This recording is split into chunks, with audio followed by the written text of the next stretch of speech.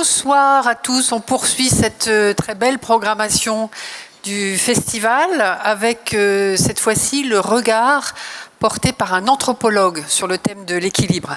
À l'heure où la crise écologique redéfinit nos conditions d'existence, où les limites planétaires sont dépassées les unes après les autres et où les humains détruisent nombre d'écosystèmes, surexploitent les ressources, la question « qu'est-ce qu'une vie équilibrée à l'heure de l'Anthropocène ?» fait figure d'oxymore. L'Anthropocène, je vous le rappelle, c'est cette nouvelle période géologique qui s'est ouverte à partir du moment où l'action humaine a supplanté les forces géophysiques. C'est donc une époque marquée par des forces destructrices, au fond, des activités humaines, une époque de déséquilibre. Et d'un autre côté, qu'est-ce qu'une vie équilibrée? Est-ce que c'est une vie à laquelle on trouve un sens? Est-ce que c'est une vie de bien-être physique et morale? Est-ce que c'est une vie épanouie? Est-ce que c'est une vie où la technologie nous permet maintenant de mieux vieillir, nous augmente parfois avec les prothèses? Pour répondre à ces questions ou tenter d'y répondre, nous avons la chance d'être accompagnés, je vous le disais, par un anthropologue, Péric Pitrou. Il est directeur de recherche au CNRS à la Maison d'Oxford et au Collège de France, où il dirige l'équipe Anthropologie de la vie au sein du laboratoire Anthropologie de la vie sociale. Nous allons donc écouter sa conférence, puis après on posera toutes les questions qu'elle aura suscitées. Mais je vous demande d'accueillir chaleureusement Péric Pitrou.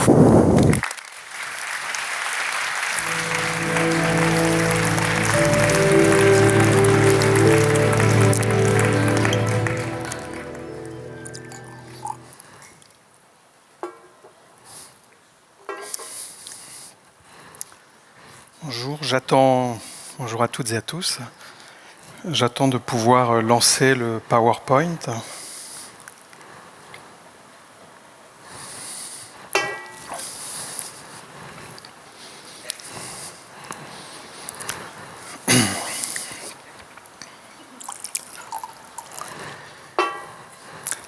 Donc, je suis anthropologue, c'est-à-dire que je m'intéresse, j'étudie des sociétés, des phénomènes sociaux. Et c'est à partir de cet angle que je voudrais aborder la question de la vie équilibrée, qui est une question qui est souvent centrée sur le sujet. Quand on parle de vie équilibrée, souvent on nous incite à réfléchir à l'action qu'on peut avoir sur notre vie, individuellement. Et l'anthropologie sociale s'intéresse à des phénomènes qui sont des phénomènes collectifs, qui sont des phénomènes qui dépassent en fait le niveau individuel. Et c'est à partir de cette perspective que je souhaiterais apporter quelques éléments de discussion par rapport à la notion de vie équilibrée. Et je m'appuierai en particulier sur des enquêtes de terrain que j'ai réalisées parmi des populations amérindiennes du Mexique, des populations qui s'appellent les Miré. Et il y a une photo que vous voyez présentée ici, qui a été prise par le photographe Salgado, qui est arrivé dans l'état de Oaxaca au Mexique et qui a pris cette photo de deux Amérindiens Miré au sommet d'une montagne qu'ils vénèrent, au moment où ils s'apprêtent à faire des offrandes et des dépôts cérémoniels pour demander la vie, la prospérité, la santé à une entité qui s'appelle celui qui fait vivre. Alors évidemment, Salgado est resté juste quelques jours pour prendre ces photos magnifiques qui illustrent aussi la question de l'équilibre corporel et un équilibre aussi inscrit dans la nature. Et je vais m'appuyer sur des données un peu plus approfondies pour à la fois rendre compte de ce que peut être une vie équilibrée en relation avec un environnement pour des populations amérindiennes et plus largement des populations non occidentales.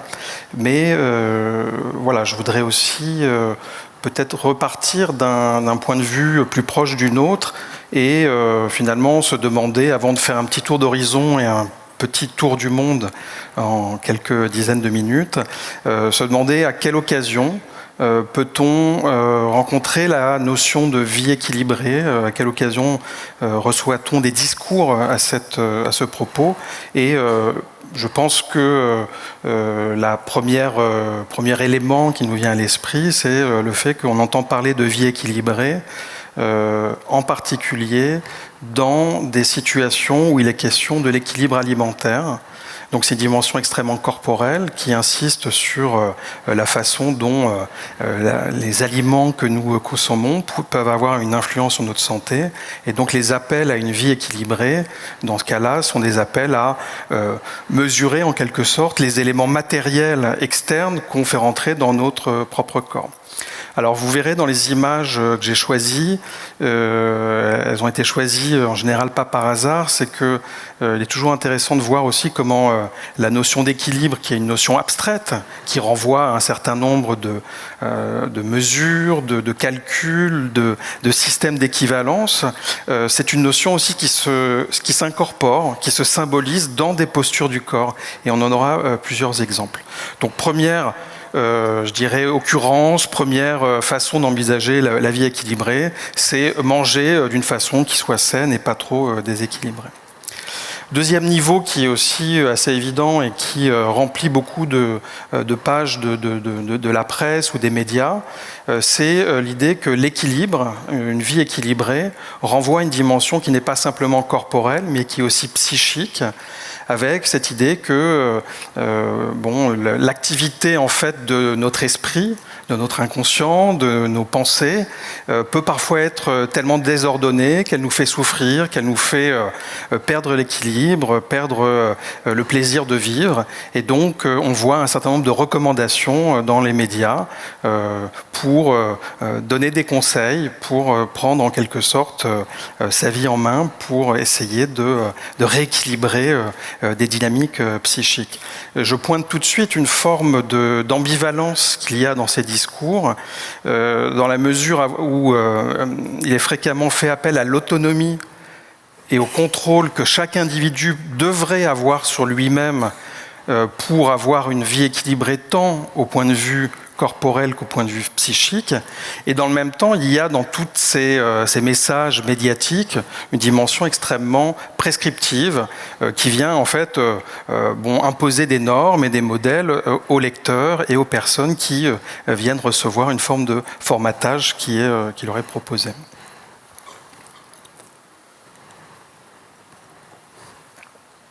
Autre dimension qui apparaît lorsqu'on parle de vie équilibrée, c'est dans ce cas-là la question de l'équilibre entre la vie, ce qu'on désigne comme étant la vie personnelle, notion assez floue que je ne chercherai pas à définir ici, mais disons c'est tout ce qui n'est pas la vie professionnelle, et c'est une expérience partagée par bon nombre d'entre nous que le travail, soit parce que c'est une contrainte, soit parce que c'est une passion, peut exercer à un moment donné une sorte de pression sur la vie personnelle, sur la vie familiale, sur la vie affective.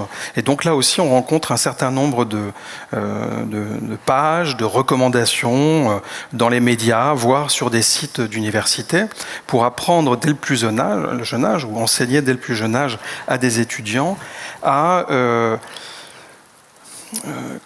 orienter en fait leurs énergies sociales d'une façon qui soit pas uniquement dirigée dans une seule direction.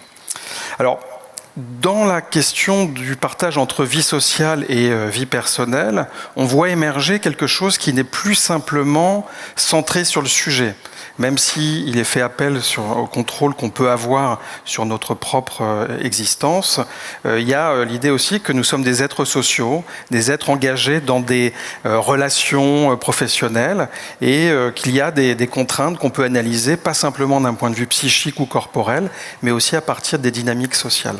Pensez à la façon dont le Covid nous a obligés en fait à redéfinir les équilibres vie personnelle, vie professionnelle, d'une façon qui était à la fois très singulière dans nos maisons et dans nos appartements, mais qui finalement s'est effectuée d'une façon assez similaire dans beaucoup de foyers en France et ailleurs.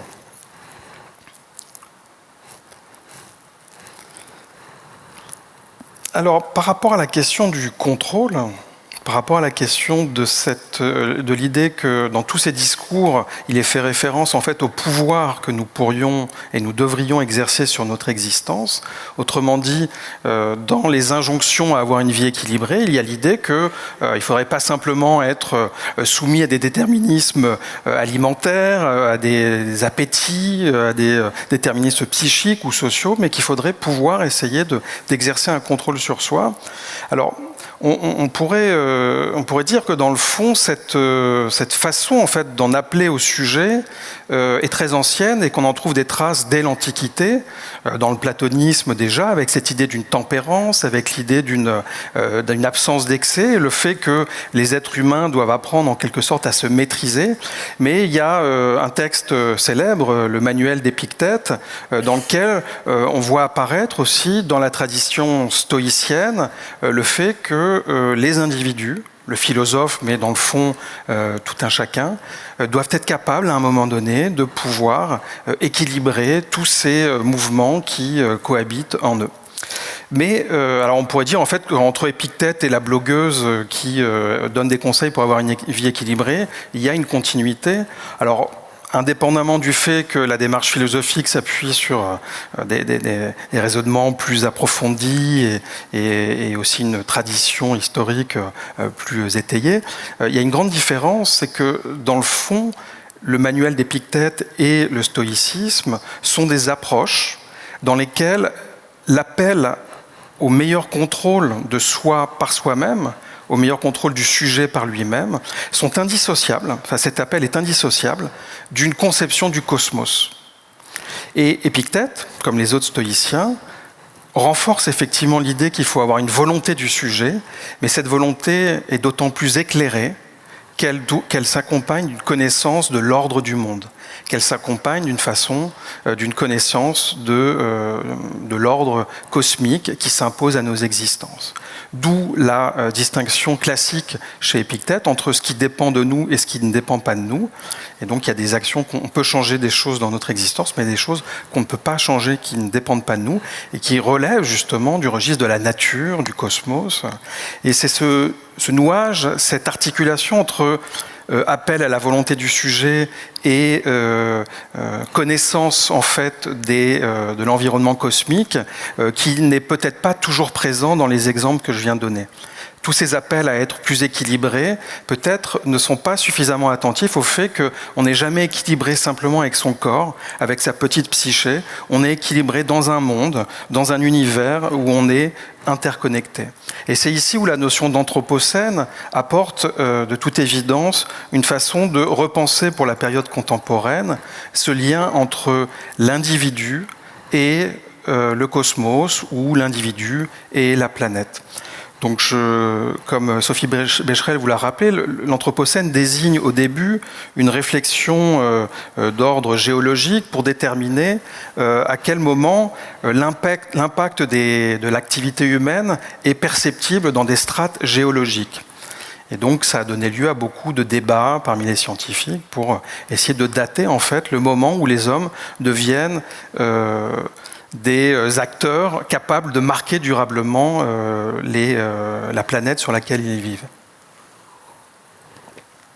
Cette question anthropocène, d'une façon plus large, est associée à une idée qui désormais est couramment admise, qui est cette idée qu'il y a au XXe siècle une grande accélération.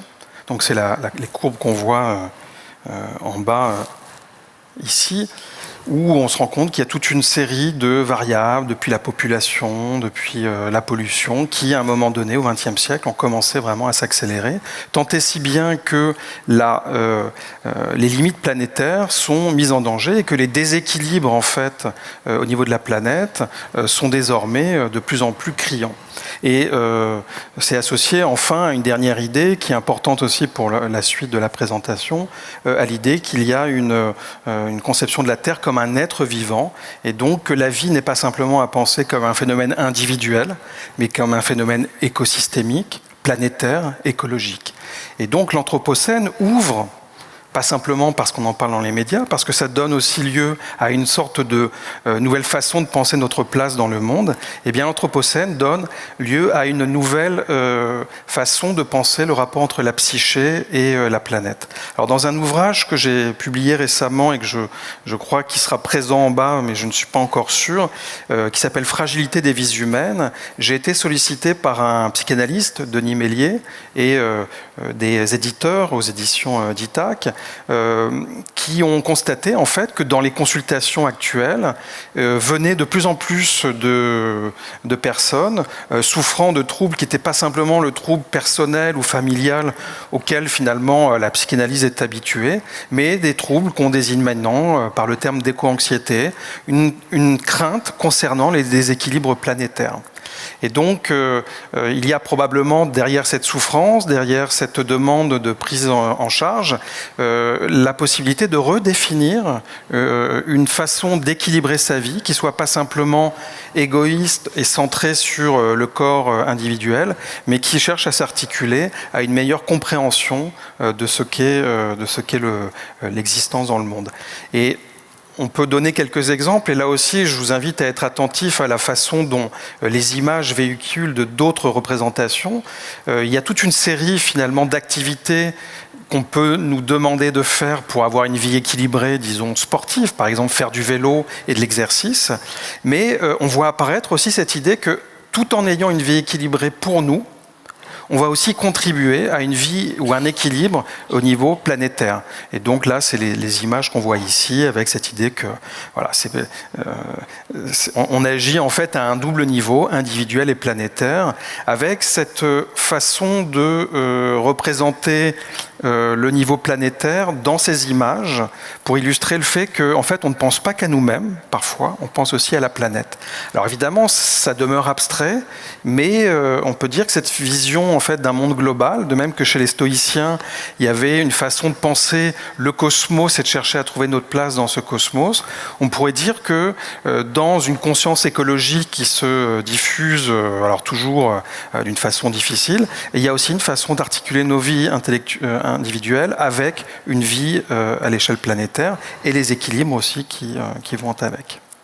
Autre exemple qui est intéressant, c'est dans l'alimentation. Et ce qui permet de redéfinir en fait les conseils qu'on évoquait il y a un instant, ces conseils concernant l'alimentation. Dans les premières slides, concernaient l'idée de en gros ne pas trop grossir.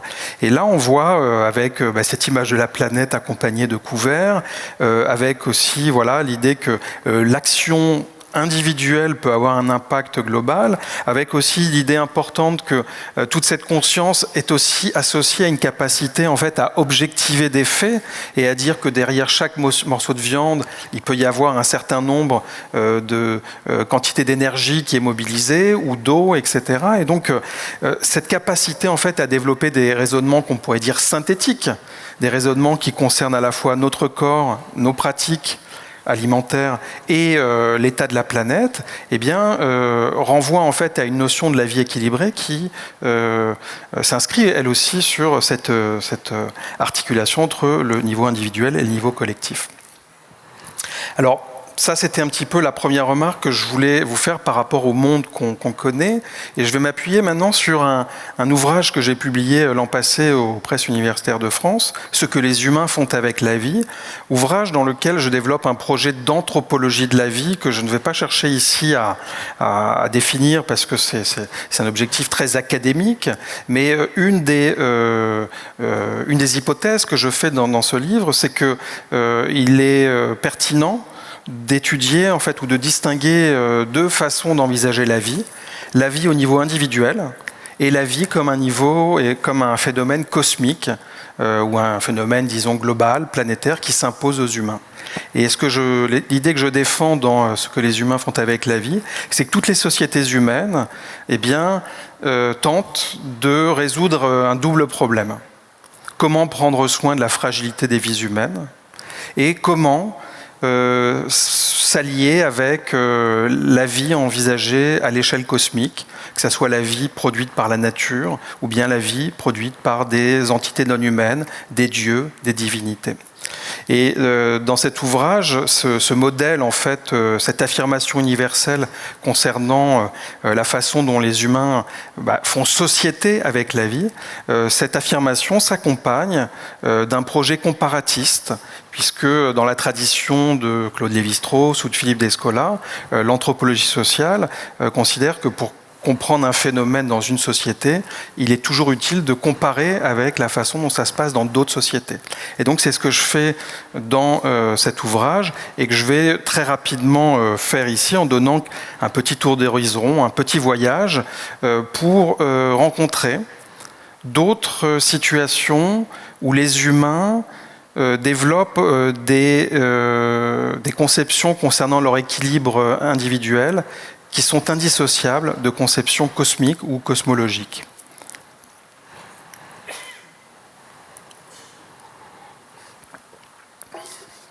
La première autrice que je voudrais mentionner, c'est Françoise Héritier, qui, à l'occasion de ses terrains en Afrique de l'Ouest, a vu à quel point beaucoup d'activités en fait quotidiennes, comme la manière de cuisiner, mais aussi des activités, enfin comment dire, des choix sociaux comme les logiques matrimoniales, la façon en fait de créer des alliances au sein de certaines sociétés, eh bien, étaient articulées à des conceptions de substances qui circulent entre les corps, substances qui ont à la fois un effet corporel, mais qui aussi peuvent avoir une existence plus cosmique, avec cette idée que des mariages respectant certaines règles, eh bien, sont des mariages qui vont s'inscrire dans l'ordre du monde, et que certains types de mariages ou certains types de relations, comme par exemple les relations d'inceste, peuvent au contraire créer des troubles sociaux, mais aussi dans beaucoup de cosmologies, il y a l'idée que les situations d'inceste vont créer des troubles au niveau cosmique. Et donc dans ces conceptions, on voit qu'il y a clairement pensé l'idée que certains équilibres affectifs, sexuels, sociaux, eh bien, sont indissociables d'une façon de penser le monde. Si on traverse l'Atlantique pour jeter un œil sur la façon dont les choses se passent dans les Andes, alors excusez-moi, c'est vraiment des cartes postales, hein, on passe ici d'une façon très rapide, mais on peut mentionner les travaux d'un anthropologue qui s'appelait Bastien et qui travaillait dans les Andes, dans des populations d'agriculteurs, et il observait deux choses qui sont intéressantes pour penser l'articulation entre corps et cosmos. La première, c'est que la montagne, pour ces populations, comme on le voit ici, est considérée comme un corps, et que la façon dont l'eau va circuler, le fait qu'il y ait un haut et un bas, eh bien fait que la montagne est décrite comme un grand corps avec lequel on va chercher à interagir. Et de la même à un autre niveau, ce que montrent aussi les travaux des andinistes, c'est que des cérémonies rituelles, comme dans le cas présent des tables cérémonielles sur lesquelles on dépose des aliments pour des entités de la nature, eh bien, visent à établir une harmonie, un accord avec les entités de la nature. Et donc, dans ce cas de figure, dans les Andes, mais aussi au Mexique, comme on va le voir dans un instant, il y a l'idée que la vie individuelle doit s'intégrer dans un équilibre cosmique, dans des relations harmonieuses avec l'environnement. Alors, ça a été théorisé d'une façon très précise par une anthropologue qui s'appelle Marisol de la Cadena, qui a étudié justement ces relations aux montagnes, ces relations à la Pachamama, et qui nous permettent en fait de mieux connaître la façon dont ces populations amérindiennes envisagent ce qu'est une vie équilibrée, ce qu'est, comme on le dit en Équateur, el buen vivir, c'est-à-dire le bien vivre. Eh bien, le bien vivre est conçu comme une façon d'avoir un équilibre évidemment corporel, de bien manger, d'être protégé contre le froid, d'avoir aussi une vie pacifiée avec les autres habitants et d'être aussi capable de vivre en harmonie avec l'environnement, qui n'est pas simplement vu comme un lieu matériel dépersonnalisé comme en Occident, mais qui est l'environnement, dans ce cas-là, est vu, la Pachamama, comme une autre personne avec laquelle on doit bien interagir pour arriver à un équilibre. Et cela s'est traduit dans le fait de donner des droits de la nature dans la Constitution de l'Équateur, donc des droits pour la protéger, pour reconnaître l'importance que la nature a dans la façon d'avoir une vie harmonieuse au niveau humain. Alors, dans le cas de mes enquêtes au Mexique, j'ai rencontré aussi des choses similaires. Donc c'était la même zone que là où Salgado a travaillé. Et donc j'ai accompagné, je ne vous montre pas des images trop proches parce que c'est des sacrifices qui sont réalisés avec des volailles. Et donc j'ai enquêté sur ces sacrifices afin de comprendre pourquoi les Miré font des demandes à une entité qui s'appelle Celui qui fait vivre, pour lui demander à la fois de favoriser la croissance des végétaux, de protéger la santé des enfants, mais aussi de permettre au village de vivre dans la concorde et dans une situation pacifiée. Et en fait, comme dans les Andes, là on est au Mexique, quelques milliers de kilomètres au-dessus, il y a cette idée en fait que l'équilibre psychocorporel de chaque individu est indissociable en fait d'un ordre social, mais d'un ordre social qui est en fait socio-cosmique ou qui est de l'ordre d'une cosmopolitique.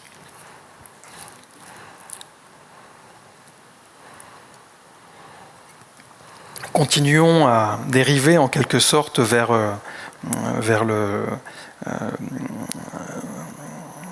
l'ouest, non pardon, oui c'est ça, vers l'ouest, pour arriver à Pékin désormais, où en compagnie d'un philosophe et d'un anthropologue qui ont publié un livre qui s'appelle 10,000 Things, qui veut dire 10 000 choses. Et donc c'est ce livre, qui n'est hélas pas traduit en français, est le résultat d'une enquête assez fascinante réalisée dans les rues de Pékin par ces deux auteurs, qui constatent en fait que beaucoup d'activités relevant de ce qu'on appelle en chinois le yang-tseng, qui est une façon de désigner la culture de soi, la façon de prendre soin de soi, à la fois dans l'alimentation, à la fois en faisant de l'art, en faisant de l'exercice physique. Eh bien, cette activité est conçue évidemment comme une activité personnelle, mais elle s'inscrit dans une conception cosmique, avec l'idée que, à l'origine en fait du cosmos, il y a eu 10 000 choses qui ont été créées. Et que ces 10 000 choses, en fait, ont créé en fait un ordre du monde avec une forme d'équilibre. Et les humains doivent, par leur propre activité, par exemple par leur alimentation, trouver une manière de s'intégrer dans cet équilibre.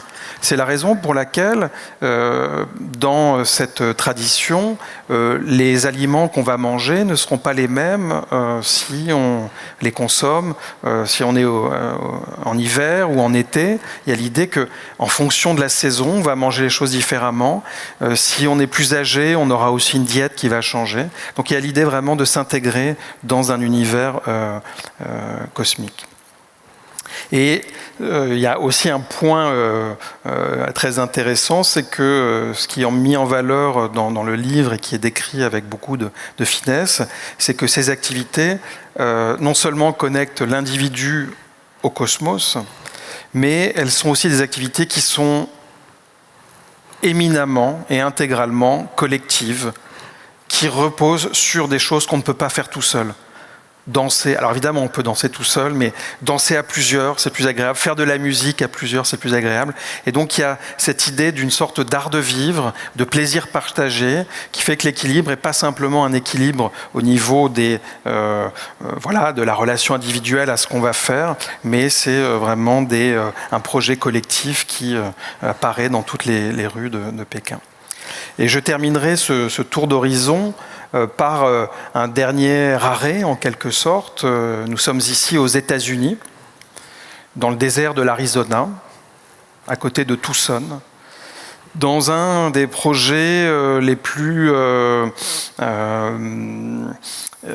j'essaye de trouver le mot adéquat, le plus extravagant, mais en même temps scientifiquement fondé, en tout cas un projet typiquement du XXe siècle, d'une période anthropocénique, qui a consisté en fait à construire un édifice clos qui s'appelle Biosphère 2 en Arizona, dont l'objectif était de reproduire en fait les équilibres écologiques de la Terre à un niveau miniaturisé. Alors pourquoi est-ce que je vous montre cette image? Parce qu'on pourrait dire que dans ce cas-là, on a aussi une façon de penser le cosmos et l'individu, ou en tout cas la planète et l'individu. Et quelque part, le pari fait par cette mission de scientifiques, ils étaient 8 à être embarqués dans cette mission de longue durée où ils étaient enfermés dans un espace clos où ils devaient eux-mêmes produire leur nourriture et trouver un équilibre en fait dans un système écologique artificiel. Dans ce cas-là, en fait, l'idée sous-jacente, c'est que il ne s'agit pas simplement d'avoir un équilibre sur soi, mais dans le fond, dans une sorte d'extravagance technologique, de dire qu'on pourrait contrôler intégralement l'environnement. Et donc là, on est très loin d'Épictète, on est peut-être aussi dans une forme d'extravagance du monde contemporain, où on ne se connecte pas simplement au cosmos, on est les humains, certaines sociétés sont animées par l'idée que peut-être on pourrait en fait reproduire des systèmes artificiels et générer des équilibres externes qui puissent après avoir une influence sur les équilibres internes. Donc voilà un petit peu le tour d'horizon qui montre que même quand on parle de la vie équilibrée au niveau individuel, en vérité, la dimension sociale, politique, collective doit toujours être prise en compte et que c'est à partir justement de la façon de faire société qu'on peut aussi décrypter différentes façons de penser la nature, l'environnement, la planète et les équilibres ou les déséquilibres qui peuvent y apparaître. Voilà un petit peu quelques images et quelques mots autour de cette vie équilibrée à plusieurs échelles.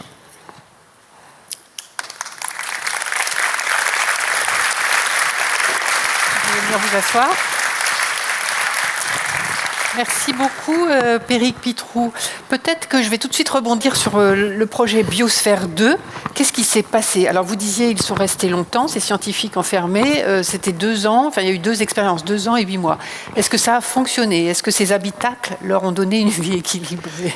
Alors, ça a fonctionné dans la mesure où ils ne se sont pas asphyxiés tout de suite. Il y avait l'idée, donc en dessous de ce dispositif, il y avait une sorte de poumon artificiel qui recyclait l'air. L'eau était elle-même recyclée.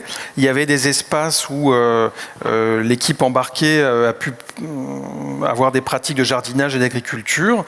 Et ils sont parvenus, bon an, mal an, à produire leur alimentation et à recycler leur air. Donc, ça a fonctionné pendant un certain temps. Alors c'est un système qui évidemment n'est pas complètement clos puisqu'il est associé à toute une infrastructure et toute une équipe qui à l'extérieur travaille. Et puis de toute façon, c'est un système qui était ouvert sur la lumière du soleil. Ce qui n'a pas fonctionné après plusieurs mois, c'est qu'il n'avait pas été anticipé que la vie des micro-organismes allait réduire en fait la quantité d'oxygène. Et donc là, il y a eu un déséquilibre en fait que les humains n'avaient pas anticipé, qui a fait qu'ils ont commencé à suffoquer. Ou en tout cas être fatigué. Donc ça a produit des problèmes en cascade à la fois physiques et psychiques. Et in fine, il y a eu même des problèmes, je dirais, de cohésion sociale. D'entente, parce que de la nourriture a été introduite en contrebande pour permettre à l'expérience de continuer. Donc voilà, je pense que c'est une image d'un certain rapport au contrôle sur la nature. C'est aussi l'idée de life support system, donc les systèmes support vie, est aussi très présente par exemple dans l'aérospatiale. Voilà, dans les missions spatiales, on en parle beaucoup et d'ailleurs ces expériences en vie comme ça confinées, c'est typiquement dans l'idée qu'on ira un jour s'installer sur la Lune, sur Mars, et d'ores et déjà on vit dans la Station spatiale internationale. Vous avez un petit peu étudié ça parce que vous travaillez avec le CNES.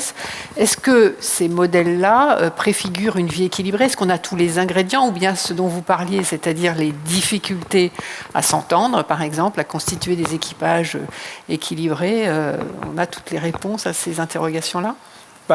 D'une certaine façon, alors j'ai une collaboration avec des collègues de l'université de College London qui ont un projet d'observation de la station internationale spatiale et qui observent en fait cette première société extra-atmosphérique ou extraterrestre. Ils l'observent à distance, mais ils ont suffisamment de données pour voir comment ça fonctionne. Donc on peut dire que d'une certaine façon ça marche puisqu'ils arrivent à survivre. Et donc les humains ont cette capacité, mais c'était déjà le cas avec des sous-marins, en fait, à maintenir en état d'existence des systèmes, enfin des organismes pour survivre en dépit des contraintes environnementales. Après, en fait, la question, c'est de savoir si ces modèles extraterrestres, en fait, peuvent aussi être réinjectés sur Terre. Avec, par exemple, on voit se développer dans certains pays très pollués l'idée qu'il faudrait avoir des immeubles qui soient des sortes de bulles dans lesquelles l'air est intégralement recyclé. Parce que si vous êtes un riche propriétaire dans une ville très polluée, eh bien, votre richesse ne sert à rien contre la pollution. Et c'est pour ça qu'il y a maintenant des types d'habitations où il y a un espace protégé pour faire du sport avec un air. Donc là, en fait, c'est à nouveau cette idée qu'on pourrait, plutôt que de chercher l'équilibre individuel, modifier les infrastructures. C'est une façon, en quelque sorte, de vouloir étendre encore l'impact technique sur le monde. Il y a un autre exemple qui vient à l'esprit, que j'ai souvent vu, puisque j'ai vécu en Angleterre, et puis j'étais souvent aux États-Unis. Si on voit, comme on le sait, il y a des problèmes d'obésité immenses dans ces pays, surtout aux États-Unis, avec la malbouffe. Et plutôt que de dire aux gens, apprenez, ou en tout cas de mettre des politiques publiques pour qu'on apprenne en fait à avoir une alimentation équilibrée, on a des médicaments pour avoir plus de cholestérol sans mourir tout de suite, et des petites voitures pour aller dans des supermarchés. Et donc là, il y a un peu cet esprit malgré tout de dire, avec la technique, on rééquilibre ce qui est déséquilibré. Je vous donne la parole dans un instant. N'hésitez pas à lever la main pour que les personnes avec les micros puissent vous les apporter. Les images que vous avez montrées sur la Chine m'ont fait penser au yoga, un autre pays asiatique.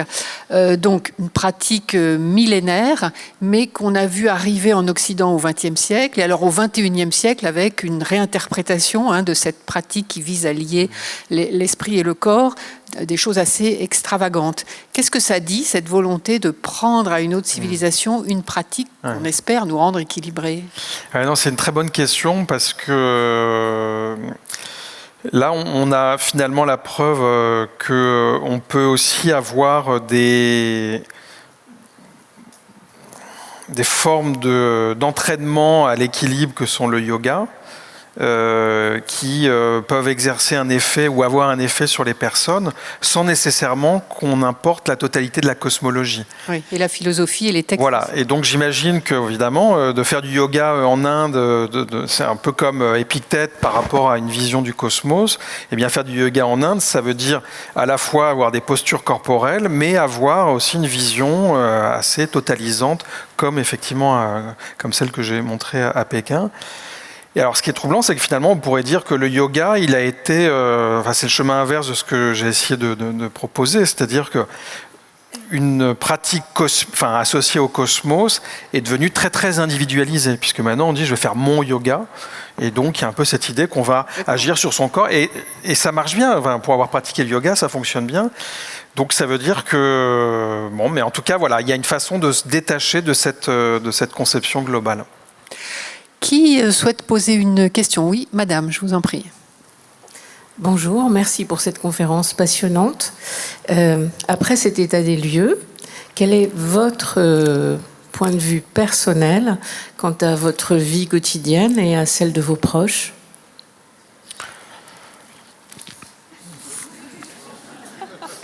Bonne question. J'essaye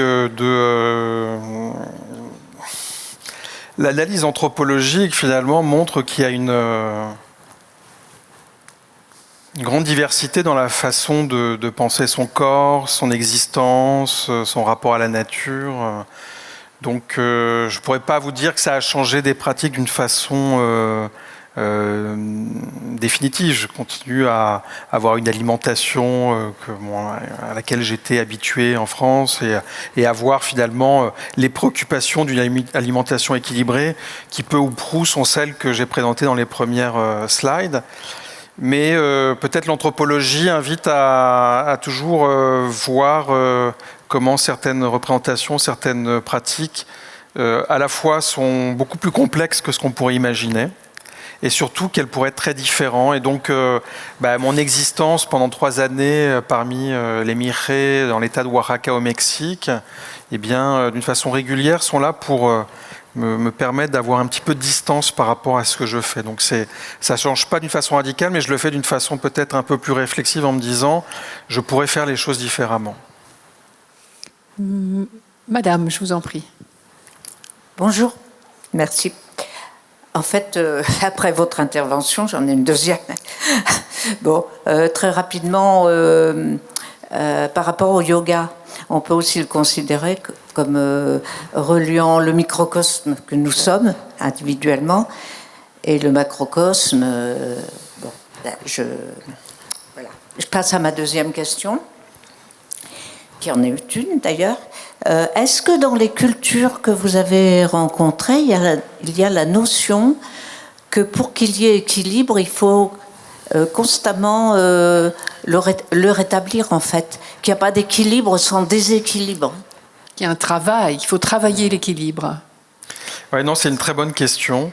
Eh bien, pour m'appuyer sur les enquêtes réalisées au Mexique, c'est exactement le cas, puisqu'il y a la conviction qu'il faut effectivement, par exemple, si vous voulez faire croître le maïs, donc les Mixe vont aller semer le maïs dans les champs, mais ils vont demander aussi à celui qui fait vivre de favoriser la croissance en distribuant de la pluie. Et donc là, ça donne lieu justement à une idée très élaborée de la mesure. Il y a l'idée qu'il faut mesurer les quantités de maïs qu'on va distribuer dans le champ, mais qu'il faut aussi que celui qui fait vivre distribue la pluie. Et pour réussir à avoir cette coactivité, eh bien, il faut tout un travail qui est un travail rituel dans lequel on vient solliciter l'aide des entités non humaines. Et très concrètement, c'est associé aussi à l'idée que tout travail implique une dilapidation d'énergie et qu'il faut redonner à manger à celui qui fait vivre lorsqu'il vient nous aider. De la même façon que si vous demandez à un voisin de vous aider à semer, il est impensable de ne pas lui donner un bol de soupe après pour qu'il vienne reconstituer l'énergie qu'il a perdue. Donc effectivement, c'est un travail continu. Des sacrifices? Oui. C'est ça. Alors les sacrifices sont alors effectivement, les pratiques auxquelles j'ai assisté, c'est des sacrifices de volailles, en fait, qui sont décapités et on verse le sang sur des offrandes alimentaires. Et ces éléments alimentaires qui sont des petites tortillas ou des petites poignées de maïs distribuées, de farine de maïs, pardon. Il y a l'idée qu'on donne un repas aux entités non humaines, aux dieux, en compensation de l'effort qu'ils vont consentir. Monsieur? Oui, bonjour. Dans l'état des lieux que vous avez dressé, vous êtes allé chercher des exemples assez lointains et vous n'avez pas parlé d'autres expériences plus proches de nous qui ont jalonné notre histoire.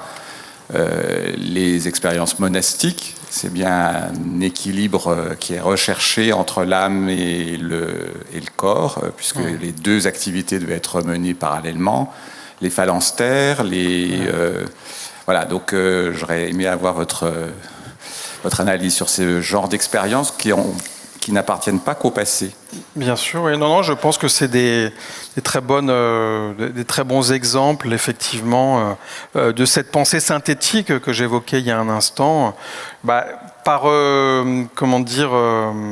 l'approche anthropologique vise à plutôt essayer de comparer un petit peu au niveau synchronique, en fait, différentes sociétés, mais évidemment, la façon de se plonger dans l'histoire et de voir qu'il y a des traditions majoritaires et minoritaires qui peuvent coexister et qui peuvent aussi avoir un impact sur le présent, je pense que c'est une analyse très, très, très importante. Donc, c'est un bon exemple, je dirais, du fait que on peut pas penser en fait l'équilibre individuel sans penser à des questions politiques, d'organisation sociale, et aussi finalement à une façon de penser le travail pour qu'il soit suffisamment. Il y a aussi cette idée de fournir les efforts pour que on trouve les moyens de subsistance. Et donc ça, c'est des questions, comme ça a été bien montré par les penseurs en fait du travail. Le travail n'est jamais une question individuelle. Les individus travaillent, mais le travail est un phénomène social. Oui, alors madame. Monsieur d'abord. Monsieur d'abord, pardon. Oui. Alors, juste une question. J'ai eu l'occasion, à travers un voyage en Afrique, de rencontrer des populations pygmées, lesquelles populations me semblaient équilibrées dans leur vie avec leur environnement, chasseurs-cueilleurs, pour moi en tout cas. Et la question peut-être un peu triviale que je me pose, c'est est-ce que finalement, moi qui allais rencontrer ces populations, objets d'un progrès de société, hommes modernes, est-ce que finalement le progrès n'est pas le déséquilibre ? C'est une question qui a beaucoup agité l'anthropologie dans les années 70 à la suite d'un ouvrage fondamental de Martial Salins sur les sociétés d'abondance, je me souviens plus du titre exact, dans lequel il fait un peu un constat similaire au vôtre en étudiant en fait comment des sociétés de chasseurs-collecteurs, quel est le temps en fait consacré quotidiennement pour trouver l'alimentation et avoir des moyens de subsistance. Et en fait, il en arrive à montrer qu'il y a une forme, peut-être pas, c'est pas un équilibre optimal, mais en tout cas, ils arrivent à un résultat qui est assez satisfaisant en travaillant assez peu, comparé à des sociétés modernes où le travail socialisé a pu créer des déséquilibres où finalement il faut travailler beaucoup pour avoir juste les moyens de subsistance. Donc, le temps qui n'est pas consacré au travail étant consacré au loisir ou à... Alors, il n'y a pas la catégorie de loisirs, mais c'est d'autres modes d'exploration, des relations sociales, le sommeil, le soin des enfants. Pas une production. Mais c'est sûr que sur c'est toujours... Comment dire ? Pour moi, le problème dans toute cette question de savoir, quand on compare en fait des sociétés, c'est difficile de dire d'une façon tranchée et définitive qu'il y aurait des sociétés qui auraient trouvé une solution parfaite. Ou on a tous des solutions plus ou moins imparfaites pour atteindre une forme d'équilibre. De toute façon, qui est toujours déséquilibré, puisque les humains, ou le vivant, les êtres vivants vont mourir à un moment ou à un autre. Donc, de toute façon, on est dans une situation qui va déséquilibrer l'individu, qui va perdre un moment de ses forces, qui va être vulnérable. Et de même, le corps social est constamment en fait en déséquilibre, puisqu'il y a des personnes qui disparaissent, d'autres qui arrivent. Et en tout cas, l'enjeu, je pense, pour le prendre d'un point de vue un peu méthodologique et théorique, c'est comment on mesure les choses en fait. Comment on mesure l'équilibre ? Quelles sont les données pour... Est-ce que c'est en heures de travail ? Est-ce que c'est en dollars ? Est-ce que c'est en satisfaction ? Et là, il y a toute une réflexion au niveau mondial sur ce qu'est une bonne vie, ce qu'est la qualité de vie. Et bien évidemment, ce n'est pas le niveau de revenu qui vient définir d'une façon définitive ce qu'est une qualité de vie. Madame, je vous en prie. Bonjour. Ma question va un peu en lien avec monsieur. Vous avez dû voir les expériences qui ont été faites sous les souris, où on leur donne tout un milieu vraiment où elles vont avoir une super vie, tout ce qu'il leur faut, assez à manger, assez de loisirs, et finalement, souvent, ce système s'effondre. Qu'est-ce que vous pensez de ça ? Je ne connais pas exactement les expériences que vous mentionnez, mais l'idée de toute façon qu'il y ait une forme de diversité, qu'il y ait une forme d'altérité, qu'il y ait une forme de, sans dire compétition, mais disons en tout cas qu'il y ait des stimulations diverses et variées. C'est avéré qu'à plusieurs échelles du vivant et des sociétés humaines, ça stimule l'action, la créativité, la solidarité parfois aussi. Oui. Excusez-moi, une observation juste dans votre présentation sur les équilibres dans nos sociétés. Toute la première partie, disons, sur les équilibres individuels, c'était que des représentations de femmes. ce n'était que des femmes qui représentaient l'équilibre, et on a vu l'arrivée de l'homme avec Épictète, et je voulais savoir si ça vous avait aussi un peu marqué en présentant là. Tout à fait, oui. Non, mais j'ai d'ailleurs réfléchi... parce qu'après, effectivement, il y a des représentations plutôt masculines sur la relation à la planète. Je pense qu'il y a une dimension très genrée. Alors après, pouvoir déterminer les raisons de ce caractère genré, ça, c'est vrai que ça m'a interpellé quand je préparais le PowerPoint, parce que j'ai pris les images, j'ai fait un peu la sélection, et donc... Ce sont toujours des femmes. Ça apparaît assez souvent, oui. Ouais. C'est-à-dire qu'il y a beaucoup d'exemples que j'ai trouvés aussi dans des magazines féminins. Après, je pense que...